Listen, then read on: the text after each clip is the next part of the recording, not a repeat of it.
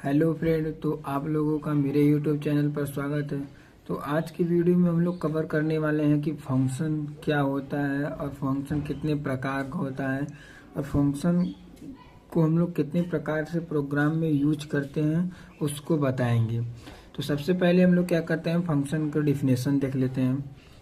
तो a function is a reusable block of code that performs a specific task promoting modularity and code reusability.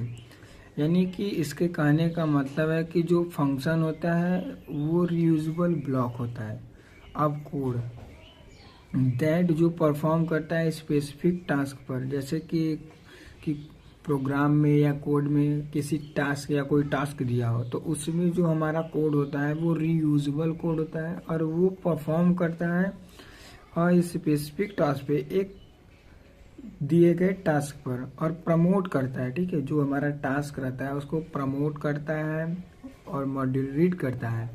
और जो हमारा code होता है, जैसे जो फंक्शन में हम लोग कोड यूज करते हैं उसको रीयूजेबिलिटी बनाता है। जैसे कोई फंक्शन दिया गया है प्रोग्राम में और वो कोड जो हमारा है यूजेबल नहीं है तो क्या करता है फंक्शन, उसे रीयूजेबल बना देता है। अब हम लोग it can take input argument, यदि हम लोग फंक्शन के अंदर या इनपुट के थ्रू आर्गूमेंट पास करते हैं तो वो परफॉर्म करता है ऑपरेशन।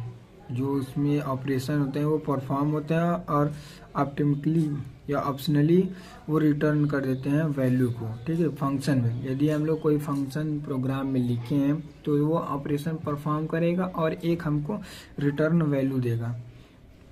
तो इस प्रकार से हम लोग फंक्शन जो है हमारा वर्क करता है। चलिए अब हम लोग टाइप देख लेते हैं कि कितने प्रकार के होते हैं।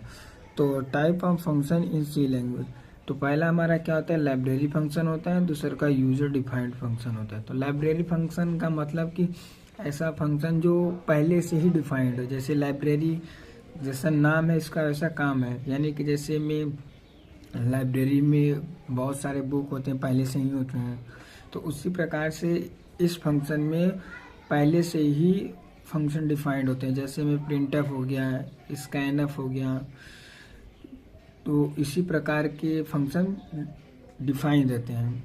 और यूज़र डिफाइंड फंक्शन क्या कहते हैं, जब प्रोग्रामर या जो यूजर होता है या जो कोडर होता है कोड करता है तो उसमें फंक्शन वो स्वयं क्रिएट करता है। तो ऐसे फंक्शन हमारे यूज़र डिफाइंड फंक्शन कहलाते हैं। जैसे में सब्ट्रैक्ट करना, एडिशन करना, मल्टीप्लिकेशन करना, etc। इस प्रकार से हम लोग ऑपरेशन परफॉर्म करा सकते हैं अपने फंक्शन में। अब हम लोग फंक्शन के थ्रू देखेंगे कि फंक्शन में जो रिटर्न वैल्यू होता है वो कितने प्रकार से होता है।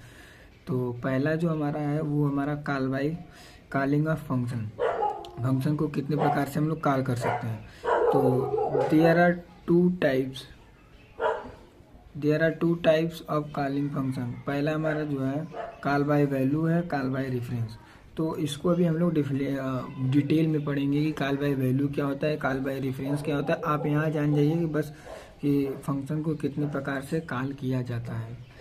तो अब हम लोग देखेंगे कि function program how to make type function program, यानी कि जो हम लोग प्रोग्राम कोड लिखेंगे, ठीक है, तो उसमें जो हमारा फंक्शन रहेगा हम कैसे या कितने प्रकार से अपने प्रोग्राम में यूज कर सकते हैं। तो पहला क्या है, no argument and no return value, यानी कि प्रोग्राम कोड में कोई भी आर्गूमेंट पास न करके और कोई भी रिटर्न वैल्यू न लेके डायरेक्ट हम फंक्शन का इस्तेमाल कर प्रोग्राम को एग्जीक्यूट करा सकते हैं। दूसरा का में क्या है कि यदि हम आर्गूमेंट को पास नहीं करते तो हमको एक रिटर्न वैल्यू पास करना होगा, एक रिटर्न वैल्यू हमको प्राप्त होगा। और तीसरा का क्या है कि हमारा आर्गूमेंट पास रहेगा तो रिटर्न वैल्यू नहीं मिलेगा।